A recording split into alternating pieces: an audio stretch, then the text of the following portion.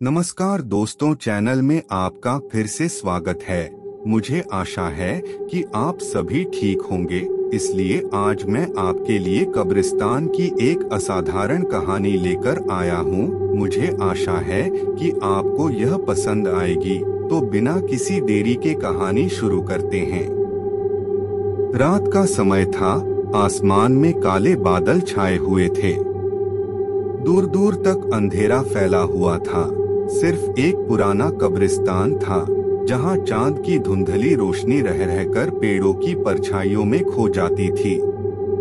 उस कब्रिस्तान में जाने की हिम्मत कोई नहीं करता था।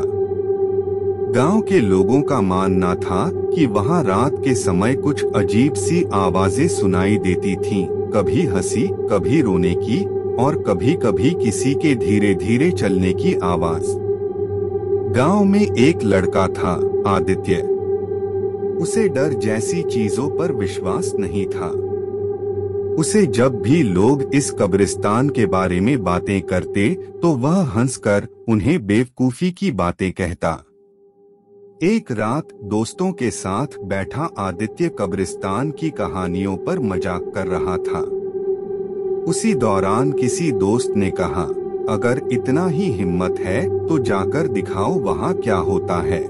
यह सुनकर आदित्य ने एक चुनौती स्वीकार की और बोला, आज रात मैं उस कब्रिस्तान में जाऊंगा और सबूत लेकर वापस आऊंगा। रात के 12 बजने वाले थे। आदित्य ने एक टॉर्च, मोबाइल और कुछ जरूरी सामान लिया और कब्रिस्तान की ओर चल पड़ा। रास्ते में सन्नाटा था, बस उसकी कदमों की आवाज उसके साथ थी। जैसे ही वह कब्रिस्तान के गेट के पास पहुंचा, उसे एक अजीब सी ठंड महसूस होने लगी। कब्रिस्तान के पुराने गेट पर जंग लग चुका था और वह हवा में धीरे धीरे चरमरा रहा था। आदित्य ने एक गहरी सांस ली और अंदर दाखिल हो गया। कब्रिस्तान के अंदर का दृश्य कुछ और ही था। वहां पुरानी टूटी फूटी कब्रें थीं, जिन पर काई जमी हुई थी। चारों तरफ बेतरतीब उग चुके पेड़ थे, जिनकी शाखाएं रात में डरावनी आकृतियों जैसी दिख रही थीं। हल्की हल्की ठंडी हवा बह रही थी और पत्तों की सरसराहट से ऐसा लग रहा था मानो कोई धीरे धीरे फुसफुसा रहा हो। आदित्य ने कब्रिस्तान के अंदर चलते हुए अपने मोबाइल का कैमरा चालू किया और उसे रिकॉर्डिंग मोड पर लगा दिया। चलते चलते वह कब्रिस्तान के बीचों बीच पहुंच गया।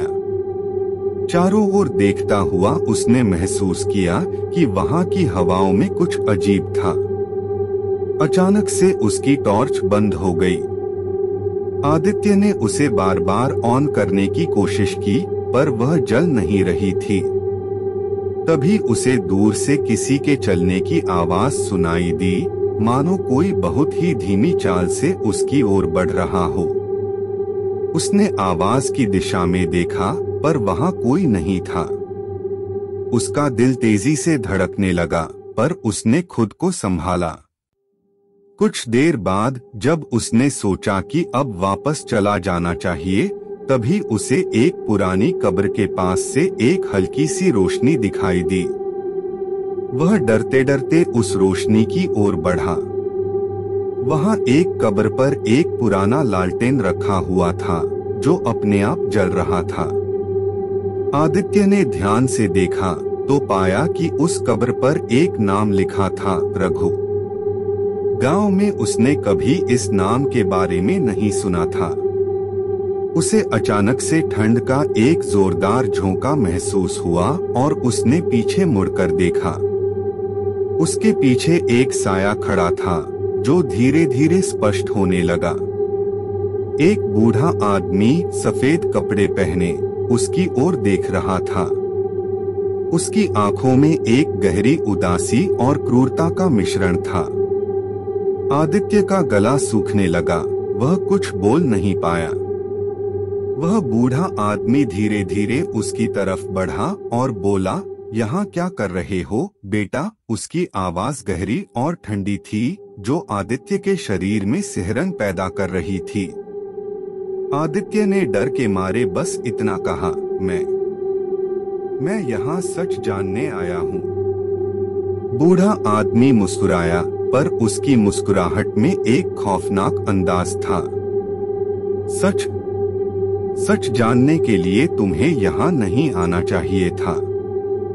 जो लोग यहाँ आते हैं वे कभी वापस नहीं जाते।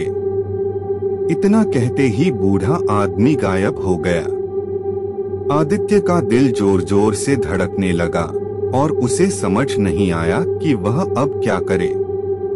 उसने तेजी से कब्रिस्तान से बाहर भागने की कोशिश की, पर जैसे ही वह गेट के पास पहुंचा, उसे एक जोरदार चीख सुनाई दी, मानो कोई बहुत दर्द में चिल्ला रहा हो।